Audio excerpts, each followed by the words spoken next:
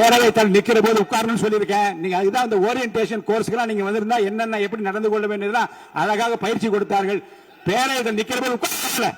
Please sit down. Please sit down. உட்காருங்க. உட்காருங்க. உட்காருங்க. உட்காருங்க. உட்காருங்க. உட்காருங்க. எதுவும் அவர் பேசுகிற எதுவும் அவை குறிப்பில் வராது.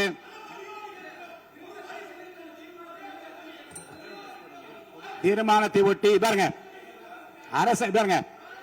அரசால் முன்மொழியப்பட்ட அந்த தீர்மானத்தை பற்றி பேச அனுமதிப்பதா இல்லையா என்பதை பற்றி முடிவு ஆய்வில் உள்ளது. ஏற்கனவே கடிதம் கொடுத்திருக்கிறீர்கள். உட்காருங்க, அமைதியா உட்காருங்க.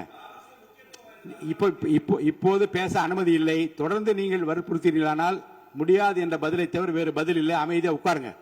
உட்காருங்க ப்ளீஸ். தமிழக சட்டப்பேரவை தலைவரை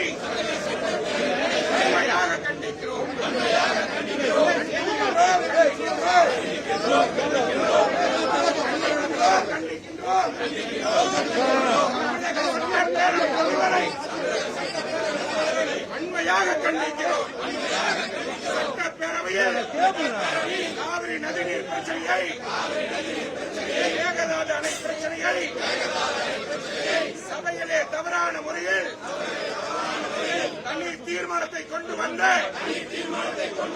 அரசுடைய தவறுகளை சுட்டிக்காட்டி பேசுவதற்கு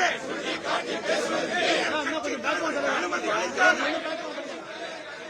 பேரவைத் தலைவரை பிளே ஸ்டோர் மற்றும் ஆப் ஸ்டோரில் இருந்து பாலிமர் செயலியை QR கோடு மூலம் பதிவிறக்கம் செய்யுங்கள். செய்திகளை உடனுக்குடன் பெறுங்கள்.